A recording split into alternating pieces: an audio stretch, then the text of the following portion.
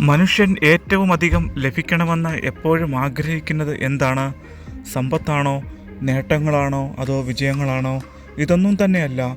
മനുഷ്യ മനസ്സെപ്പോഴും കൊതിക്കുന്നത് സമാധാനം ലഭിക്കുവാൻ വേണ്ടി തന്നെയാണ്.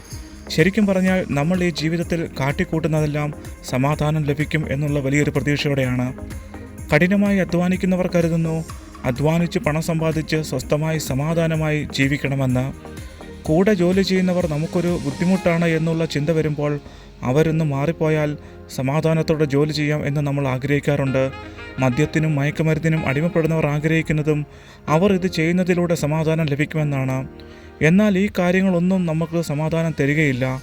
അഥവാ സമാധാനം ലഭിച്ചാലോ അത് അല്പനേരത്തേന് മാത്രം നിലനിൽക്കുന്നു. അപ്പോൾ ശരിക്കുള്ള സമാധാനം എങ്ങനെ ലഭിക്കും? നമ്മുടെ സൃഷ്ടിതാവായ ജീവനുള്ള ദൈവത്തെയും ദൈവത്തിൻ്റെ പുത്രനായ യേശുക്രിസ്തുവിനെയും അറിയുകയും ആ ജീവനുള്ള ദൈവത്തെ പൂർണ്ണമായും ആശ്രയിക്കുവാനും അനുസരിക്കുവാനും നമ്മൾക്ക് കഴിയുന്നുണ്ടെങ്കിൽ ആ ജീവനുള്ള ദൈവത്തിലൂടെ നമ്മൾക്ക് നിത്യസമാധാനം ലഭിക്കും. അതാണ് ഏറ്റവും വലിയ ഭാഗ്യം.